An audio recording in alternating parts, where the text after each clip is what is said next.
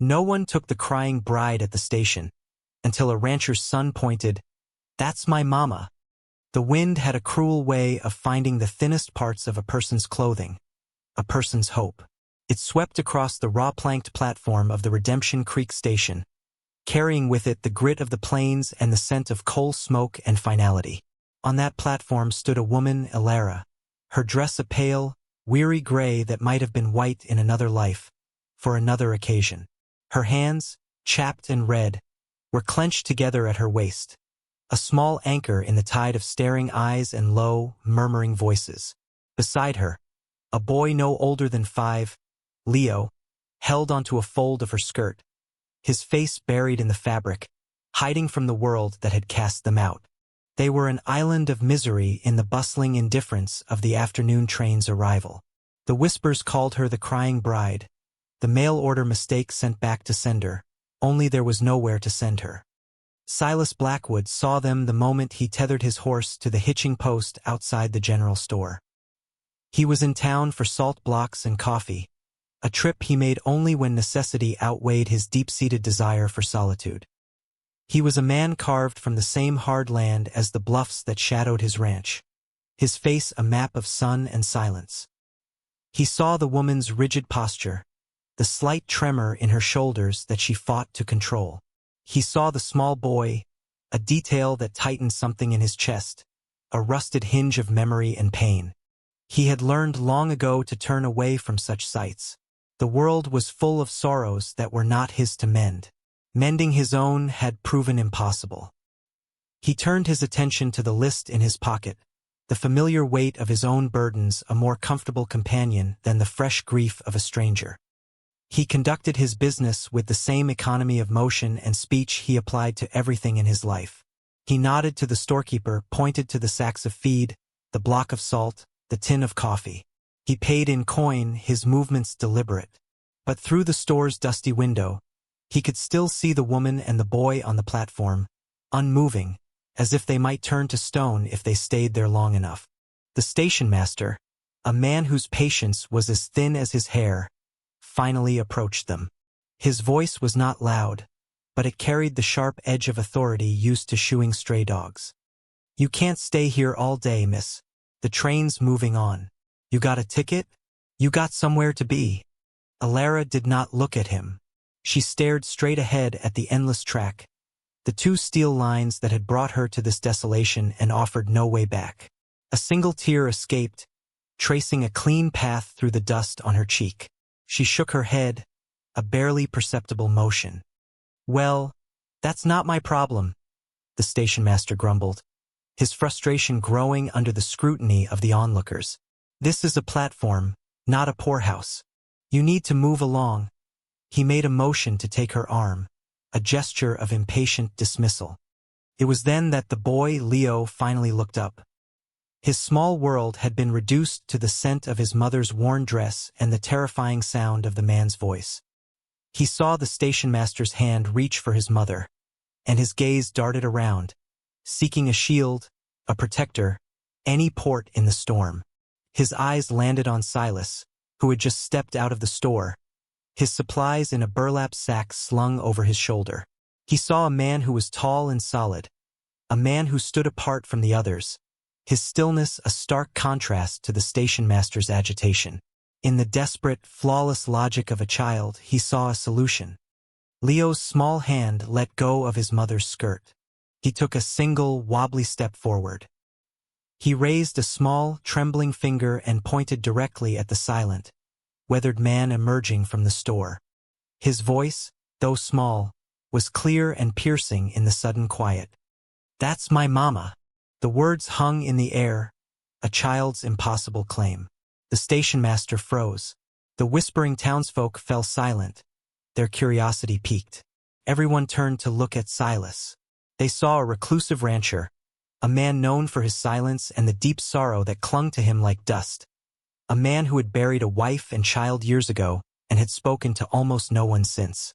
They expected a denial, a harsh correction, a turning away.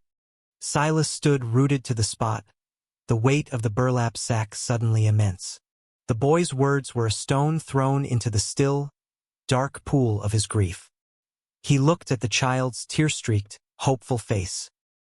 He looked at the woman, her eyes wide with a mixture of terror and disbelief, her own silent plea echoing the boy's spoken one. He saw the circle of vultures, the townsfolk, waiting for the spectacle, waiting for the final humiliation. And in that moment, the iron lock on his heart, the one he had so carefully forged from guilt and isolation, broke. He thought of another boy, another woman, another time he hadn't been there to protect them. He would not fail again.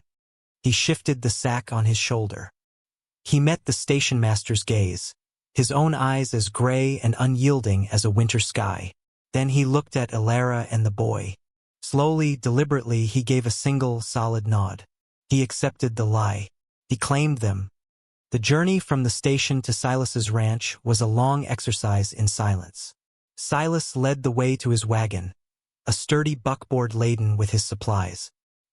He did not offer a hand to Alara, but he waited, his back turned slightly, giving her the dignity of climbing into the seat on her own. He lifted Leo and set him gently between them, a small, warm buffer in the vast, unspoken space. The boy, exhausted by the day's turmoil, leaned his head against Silas's leg almost immediately, a gesture of implicit trust that felt to Silas like both a comfort and a brand. The town of Redemption Creek vanished behind them, becoming just another smudge of civilization against the immense canvas of the plains. The rhythmic clop of the horses' hooves and the creak of the wagon wheels were the only sounds. Alara sat ramrod straight, her hands clasped tightly in her lap, her gaze fixed on the horizon. She was a passenger in a life that was no longer her own, swept up by a stranger's inexplicable act of charity. She was grateful, terrified, and deeply suspicious. Men's kindness, in her experience, always came with a price, a ledger of debts she would be expected to pay. She watched Silas from the corner of her eye. He held the reins with a quiet competence, his profile stark against the setting sun. He did not look at her. He seemed to be a man in conversation with the landscape, his thoughts as distant and unreadable as the purple mountains forming a jagged line in the distance. After an hour, he reached into a sack near his feet and pulled out a small loaf of bread, wrapped in a clean cloth. He broke off a piece and handed it to Leo, who had stirred from his light sleep. The boy took it without hesitation, his small hands clutching the offering as he gnawed on it with a desperate hunger. Silas then broke off another piece and held it out to Alara. She stared at the bread. It was a simple thing, a gesture of basic human care. But to her, it felt like a test, the first entry in the ledger. Her pride warred with the gnawing emptiness in her stomach. She had not eaten since the morning of the day before. For Leo's sake, she had pretended not to be hungry. Now, the smell of the yeast and grain was dizzying. With trembling fingers, she took the bread. Her touch brushed his, and the calloused warmth of his skin was a shock. She murmured a thank you, her voice a dry whisper, lost to the wind. He simply nodded, his eyes on the trail ahead. They arrived as dusk was settling, bleeding the sky with shades of orange and deep violet. The ranch was little more than a cabin, a barn, and a corral, all huddled together as if for comfort against the vast emptiness. The place had an air of profound loneliness, but also of resilience. The cabin was small, built of sturdy, hand-hewn logs, with a thin curl of smoke rising from its stone chimney, a sign that he had banked the fire before leaving. It was a place built for one. He pulled the wagon to a halt near the barn. "I'll sleep in the loft," he said, his first full sentence to her. The words were practical, devoid of emotion. "The cabin is yours. There's wood by the hearth. Water in the bucket." He lifted a sleeping Leo from the wagon seat, his movements surprisingly gentle for such a large man. He carried the boy to the cabin door and waited for Alara to open it. The interior was sparse but immaculately clean. A single cot stood against one wall, a handmade quilt folded neatly upon it. A simple table, a single wooden chair, and a stone fireplace made up the rest of the furnishings. It was a monk's cell, a testament to a life stripped down to its barest essentials. He laid Leo on the cot, and the boy burrowed into the quilt without waking. Silas turned to leave, pausing in the doorway. He did not look at her, but at the floorboards. "There is work if you choose to stay. Mending, cooking. The garden needs tending. You can earn your keep." He was not offering charity. He was offering a trade. He was offering her a chance to reclaim a piece of her own dignity. Alara looked from the solid roof over her head to her sleeping son, safe and warm for the first time in what felt like an eternity. She looked at this silent, stoic man who had claimed them with a lie and offered them shelter with no questions asked. The price for this kindness was still unknown, a terrifying blank page. But the alternative was the wind, the cold, and the endless, unforgiving horizon. "We will stay," she said, her voice finding a sliver of its former strength. "And I will work." He stood in the doorway for a moment longer, a silhouette against the fading light. Then, with another of his characteristic final nods, he turned and walked toward the barn, leaving her in the quiet warmth of a home that was not hers. She stayed. A silent rhythm established itself in the days that followed. It was a routine built not on words, but on actions, a careful dance of two solitary people learning to share a space. Silas would rise before the sun, his movements in the barn a series of quiet, familiar sounds. The soft nicker of his horse, the scrape of a shovel, the splash of water into a trough. He would leave a stack of freshly chopped firewood and a full bucket of well water on the cabin porch before riding out to mend fences or check on his small herd of cattle. He was a ghost in the dawn, a presence felt but rarely seen. Alara would wake to the light filtering through the cabin's single window. Her first act was always to check on Leo, to smooth the hair from his forehead and feel the steady, reassuring warmth of his breath. Then she would begin her own work. She swept the cabin's plank floors until they were spotless. She took Silas's sparse collection of dishes, a tin plate, a cup, a single fork, and washed them with a fierce, proprietary care. She found his mending basket, a jumble of worn shirts and denim trousers, and set about repairing them with neat, almost invisible stitches. Her needle became a small weapon against the chaos that had threatened to consume her. In the afternoons, she turned her attention to the small, neglected garden patch behind the cabin. The soil was hard and dry, but she worked it with a stubborn determination, her hands digging into the earth, breaking up the clumps, pulling weeds. She found a small packet of forgotten vegetable seeds in a kitchen tin and planted them in careful rows. Tending this small square of earth was an act of faith, a belief that something could still grow in this barren place. Leo, once he had recovered from the shock and exhaustion, began to bloom in the quiet safety of the ranch. He was the only source of bright, untroubled sound. He would chase grasshoppers in the tall grass, his laughter a clear, ringing bell in the vast silence. He created a world for himself with sticks and stones, building imaginary forts and talking to unseen companions. He kept the cabin in his sights, a tether to his mother, but his world was slowly expanding, one cautious step at a time. But trust was a far more stubborn crop than the seeds she had planted. It refused to take root. Alara watched Silas constantly. When he returned at dusk, a tired figure on his horse, she would retreat into the cabin, observing him through the window. He never tried the door. He would take the plate of food she left for him on the porch steps, a simple meal of beans and cornbread, and eat it sitting on the top step, his back to the cabin. He was respecting her space, her fear. Or, a darker part of her whispered, he was just biding his time. Every night, before she lay down on the pallet of blankets she'd made for herself on the floor, she would place a heavy piece of firewood next to her hand. A useless weapon against a man his size, perhaps, but it was a comfort nonetheless. Silas was acutely aware of her suspicion. He felt her eyes on him as he worked, as he ate. He did not blame her. He understood that the world had given her every reason to be wary of men. And in his own heart, he carried a deep-seated belief that he was not a man worthy of trust.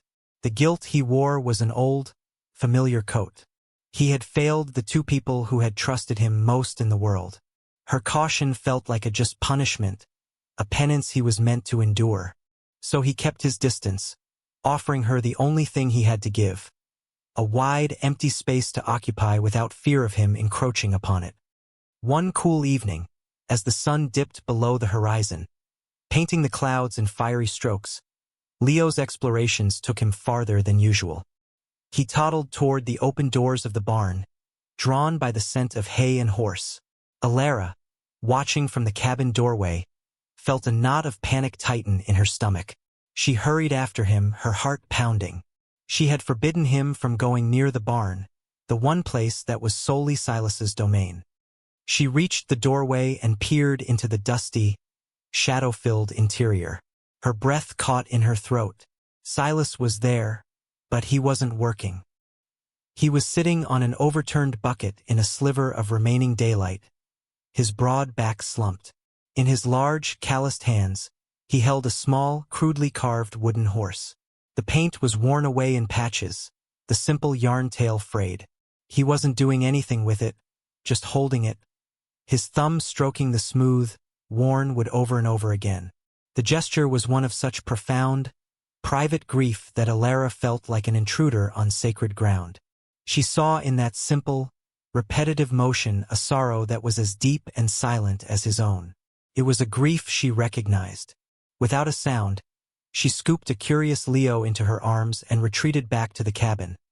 The image of the man and the small wooden horse seared into her mind. That night, she did not place the piece of firewood beside her bed.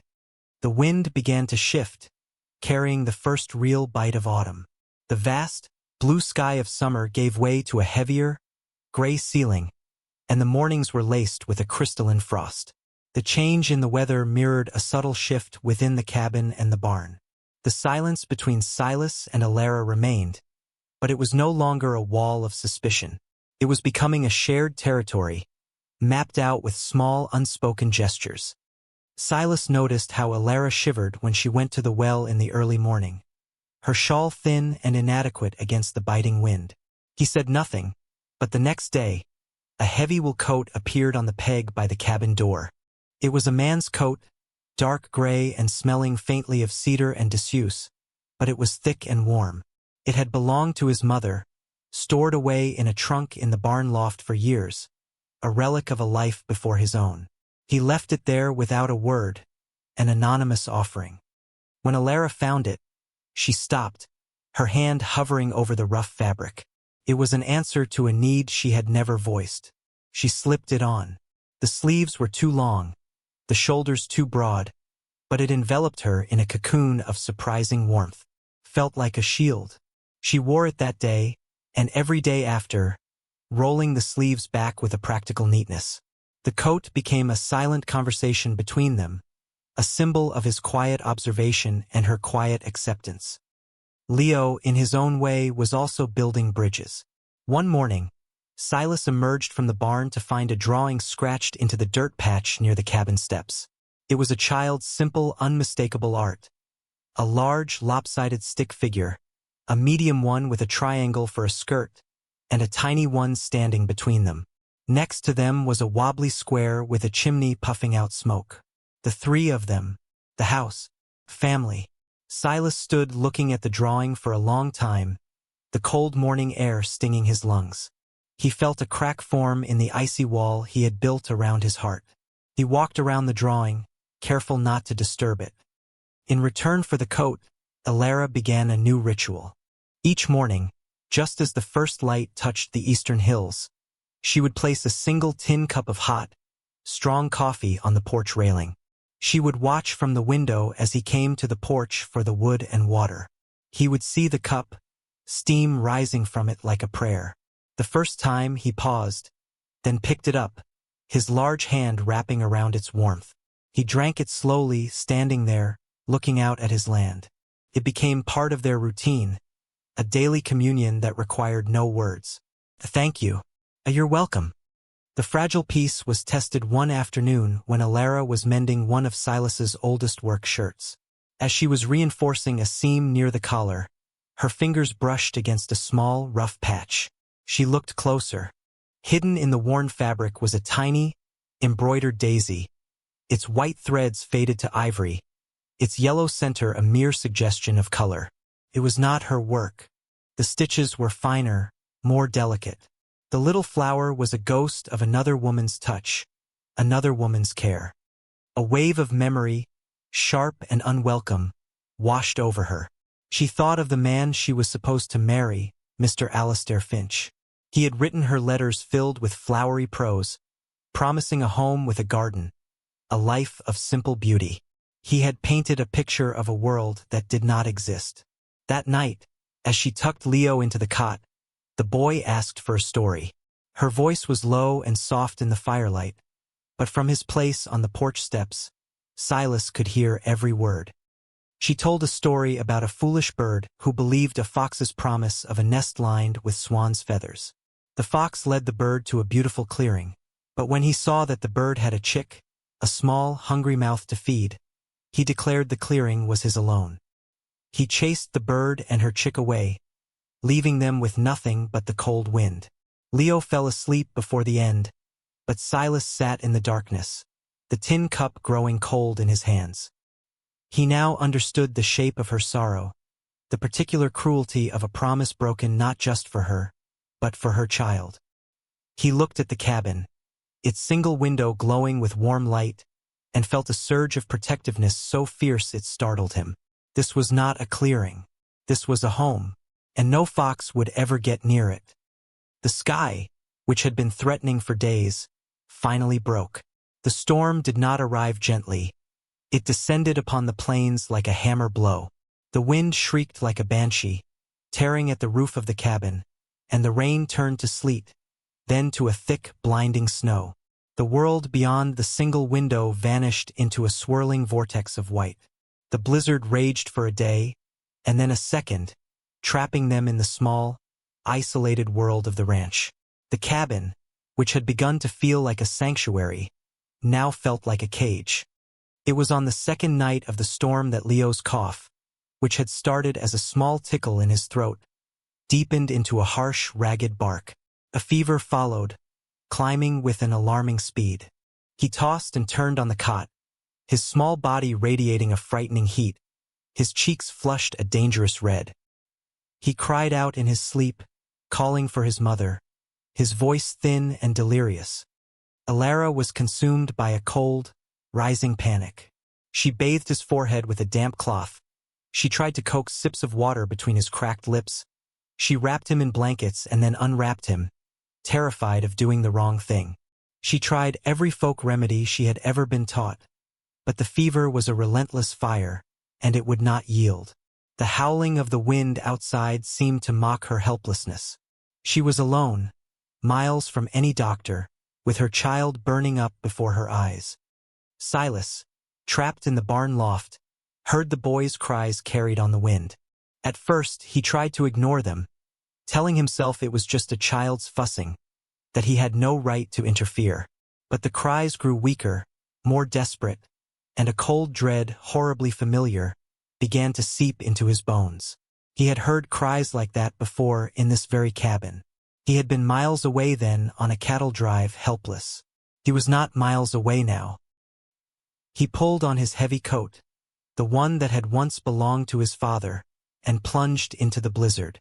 The wind and snow were a physical force, trying to drive him back, but he leaned into it, his determination of fire against the cold. He reached the cabin door, his shoulders and hat already caked in white, and knocked, his fist making a solid, urgent sound. The door flew open. Alara stood there, her face a mask of terror, her eyes wide and wild in the lantern light. All her suspicion, all her carefully constructed walls, had been annihilated by her fear for her son. For the first time, she looked at him not as a stranger or a potential threat, but as her only hope. She stepped aside without a word, letting him in. The cabin was stiflingly hot from the roaring fire. Silas saw Leo on the cot at once, saw the unnatural flush on his skin, heard the shallow, rapid breaths. He knew this fever. He knew what it could do. He wasted no time on words. He turned and went back out into the storm, returning moments later with his arms full of clean, white snow packed into a bucket. He knelt by the fire, wrapping handfuls of snow in spare pieces of cloth. He wordlessly handed one to Alara and showed her how to lay the cold compress on Leo's forehead, on his wrists, behind his knees. He worked with a quiet, grim efficiency, his movements sure and steady. He was no doctor, but he was a man who had fought this battle before and lost. He would not lose again. He did not leave. As the night deepened and the storm continued its assault, Silas took up a silent vigil in the cabin's lone wooden chair. He kept the fire fed, not so high as to overheat the room, but steady enough to fight the invasive cold. He did not speak. He did not intrude on Alara's space beside the cot, but his presence was a solid, grounding anchor in the terrifying chaos of the night. He was a mountain in the storm, unmoving, unbreakable. Alara, tending to Leo, would glance over at him, a dark, broad-shouldered shape in the flickering firelight, and the frantic terror in her heart began to subside, replaced by a fragile, tentative shoot of trust. He was a man who, when the storm came, did not ride away. He was a man who stayed. Dawn arrived not with light, but with a lessening of the darkness. The wind died down to a low moan, and the world outside the window was a landscape of absolute white, silent and still. Inside the cabin, another, more important storm had passed. Sometime in the deep, exhausted hours before morning, Leo's fever had broken. The fire that had consumed him had receded, leaving him pale and drenched in sweat, but sleeping a deep, natural sleep for the first time in 2 days. Alara sat on the floor beside the cot, slumped against the rough-hewn logs of the wall, an empty cup in her hands. The adrenaline and fear that had sustained her had drained away, leaving behind a bone-deep weariness. She had not slept. She watched the gentle rise and fall of her son's chest, each breath a miracle. Silas rose from the chair, his own body stiff from the long vigil. He moved to the water bucket and ladled some into a clean cup. He walked over to her and knelt down, holding it out. His movements were slow, careful, as if she might startle and bolt. She took the cup, her fingers brushing his. "Thank you," she whispered. The words were for more than just the water. They were for the snow, for the fire, for the silent, steadfast presence that had kept her from shattering into 1,000 pieces. They were for staying. He only nodded, his gaze on the sleeping boy. "He's a strong lad," he said, his voice rough and gravelly from a long night of disuse. It was a simple statement of fact, but it held a world of relief. The shared crisis had washed away the last of the barriers between them. The silence that resettled in the cabin was different now, comfortable and imbued with a new understanding. As the morning light grew stronger, they began to speak, their voices low so as not to wake the boy. Alara spoke first. She told him about the letters from Mr. Finch, the promises that had seemed so real on paper. She spoke of the long, hopeful journey by train, the worn-out dress she had saved for her wedding day, the crushing public humiliation of being seen as damaged goods, an item returned for having a hidden flaw, her son. She did not cry as she spoke. Her voice was flat, matter-of-fact, the voice of someone who had already shed all the tears she possessed. Silas listened. He did not interrupt, did not offer platitudes or easy comfort. He just listened, his quiet attention a gift. When she fell silent, staring into the embers of the fire, he finally spoke. He looked at the cot where Leo slept, and then his eyes drifted to a space on the mantelpiece, a space that was conspicuously empty. He told her about the wooden horse. He had carved it himself, for his own son, Daniel. He told her about his wife, Sarah, a woman who could make wildflowers grow in the hard prairie soil. They had built this cabin together, their hands and their hopes intertwined in every log. Then the fever had come, swift and merciless, while he was away on a cattle drive, trying to earn enough money to see them through the winter. He had returned to 2 fresh graves on the hill behind the barn. The guilt, that he wasn't there, that he couldn't save them, that he had chosen the cattle over them, had been his constant companion ever since. It had hollowed him out, leaving him a shell of a man living in a museum of his own grief. He had never told another living soul this story. Sharing it now, in the quiet aftermath of the storm, felt like lancing a wound that had festered for years. They sat there in the still, white morning, two people defined by their losses, their vulnerabilities laid bare. In the shared space of their sorrows, something new and fragile began to grow. It was not love, not yet, but it was its precursor, a profound and resonant understanding. Spring came to the plains with a quiet, stubborn persistence. The snow melted, feeding the thirsty earth, and the world turned from brown to a tentative green. On the hill behind the barn, small, purple wildflowers pushed their way through the soil near the two simple wooden crosses. Life was returning to the land, and in its own slow, cautious way, to the two adults and one small boy who lived on it. Leo was the first to fully embrace the change. With his health returned, his energy was boundless. He became Silas's small shadow, following him on his daily chores. He would carry a single, oversized stick to help mend a fence, his face a mask of serious concentration. He would sit on the corral railing, chattering away to Silas, who would listen and occasionally respond with a low grunt or a nod. One afternoon, while Silas was reshoeing his horse, Leo stood beside him, watching intently. "When I get big," the boy announced, "I'm gonna be a horseman, just like you, Pa." The word hung in the air between them. Pa. It had slipped out so naturally, so artlessly. Silas froze, the heavy rasp still in his hand. A complex and painful emotion clenched his heart. He looked down at the boy's upturned, earnest face. He slowly reached out and rested his hand on Leo's head, his fingers sinking into the boy's soft hair. He didn't correct him. He couldn't. The word, spoken by a child who was not his own, felt like a key turning in a lock he thought had rusted shut forever. The pantry was growing bare, a reality that could no longer be ignored. They needed supplies from town. The thought of returning to Redemption Creek filled Alara with a quiet dread, but it was a necessity. This time, however, she would not be going alone. They rode into town together in the buckboard, the three of them on the single seat. Silas sat tall, the reins in his hands, a silent protector. Alara, wearing the heavy wool coat despite the spring warmth, felt a strange sense of security. Leo sat between them, a bridge of cheerful innocence. The town looked the same. The people still stared, but their whispers were different now. Curiosity had replaced scorn. The sight of the reclusive Silas Blackwood with the abandoned bride and her child was a puzzle they couldn't solve. Silas ignored them, tethering the horse and helping Alara down from the wagon with a steady hand on her elbow.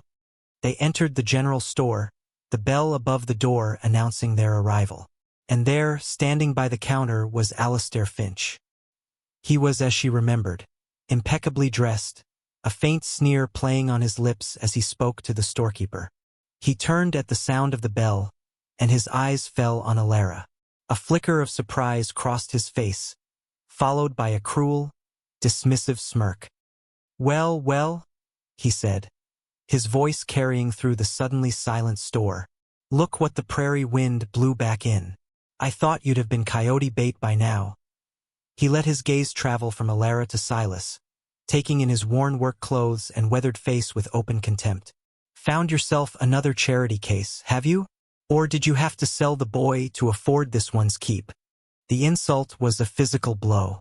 Alara flinched, the old shame washing over her, hot and suffocating. She felt the eyes of everyone in the store on her, felt their judgment. She wanted to disappear, to sink through the floorboards. But then Silas moved. He didn't rush. He simply took one deliberate step forward, placing his body squarely between Finch and Alara. He was not as tall as Finch, but he seemed to take up all the air in the room. His face was calm, his expression unreadable, but his eyes were as cold and hard as river stones in winter. He looked at Finch, then let his gaze sweep over the other customers, the silent witnesses. When he spoke, his voice was not loud, but it was clear and steady, imbued with an authority that commanded attention. "This woman," he said, each word a carefully laid stone, "is my wife." He paused, letting the weight of the declaration settle. Then he placed a hand on Leo's shoulder. "And this boy is my son." It was the same lie the boy had told at the station, But now, spoken by Silas, it was transformed into an unbreakable truth, a shield. He held Finch's gaze. "You will not speak to them again." Alistair Finch was stunned into silence. He had expected a confrontation, perhaps, but not this quiet, absolute claiming. He looked around for support, for a shared laugh at the rancher's expense, but he found none. The faces of the townspeople showed not amusement, but a grudging respect for the man they had once dismissed as a hermit. Defeated by a force he could not bully or buy, Finch sputtered, his face reddening. He shot one last, hateful glare at Alara and then pushed his way out of the store. The silence he left behind was thick with meaning. Silas did not acknowledge his victory. He turned to the storekeeper, listed the supplies they needed, and paid his coin. He gathered the sacks, then turned to Alara. In his eyes, she saw not triumph, but a question. He had made a public declaration, had bound them together with his words. Now the choice was hers. She met his gaze, and in the quiet of the store, surrounded by sacks of flour and barrels of nails, she gave a small, almost imperceptible nod. It was her acceptance, her vow. The ride back to the ranch was once again cloaked in silence, but it was a different silence entirely. It was not the absence of words, but the presence of a shared understanding. The lie Silas had told in town had become their truth, a foundation stone for a life they would now have to build together. The air in the wagon was charged with the gravity of what had happened, the unspoken contract that had been forged in the crucible of public humiliation. When they arrived, the ranch no longer felt like a temporary shelter, felt like home. The change was immediate and profound. That evening, Silas did not retreat to the barn. He brought his few belongings, a spare set of clothes, a shaving razor, the worn book of poetry that had been his wife's, from the loft and placed them in a small wooden chest he set at the foot of the cot. He belonged here now. His presence filled the small cabin, making it feel less empty, more complete. His next project was for Leo. He spent the next several days converting a corner of the cabin into a proper space for the boy. Using lumber he had milled himself years ago, he built a small, sturdy bed frame, just the right size for a growing child. He stuffed a mattress sack with fresh, sweet-smelling hay from the loft. When it was finished, Leo stared at it with wide, reverent eyes. His own bed. He climbed into it that night and was asleep in moments, a look of perfect contentment on his face. The most telling change, however, came in the evenings. After the supper dishes were washed and Leo was asleep, Silas would sit by the fire, a block of seasoned pine in his lap. With a sharp knife he began to carve. Night after night, the rhythmic scrape of the blade would fill the quiet cabin. He was not carving another toy horse. He was carving a chair, a partner to the single, solitary one that had sat by the hearth for years. It was a slow, meticulous process. He shaped the legs, smoothed the seat, and curved the backrest to be both strong and comfortable. He was, with his own hands, building a place for her. While Silas built with wood, Alara built with earth. Her small vegetable patch, born of necessity, began to transform. She expanded it, turning over more soil. She asked Silas to bring her seeds from town on his next trip, not just for beans and corn, but for flowers. Marigolds, zinnias, and the hardy purple wildflowers that grew in stubborn clumps along the roadside. She was planting not just for sustenance, but for beauty. She was putting down roots, coaxing color and life from the hard-packed ground, creating the garden of her own that had once been nothing more than a false promise in a letter. They were a family now, not by law or ceremony, but by the daily acts of living. They worked together, ate together, and sat together in the evenings. They moved around each other with an intuitive grace, their separate routines weaving into a single, shared existence.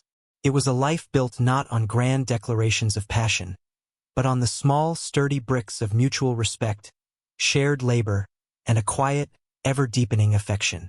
One evening, watching Silas carve, Alara felt a wave of peace so profound it was almost startling. The crying bride at the station was a ghost, a woman from another lifetime. The woman sitting by the fire, in a home forged from kindness, was someone new entirely. Summer ripened and then mellowed into the golden days of early autumn. The air grew crisp, and the leaves on the lone cottonwood tree by the creek began to turn a brilliant yellow.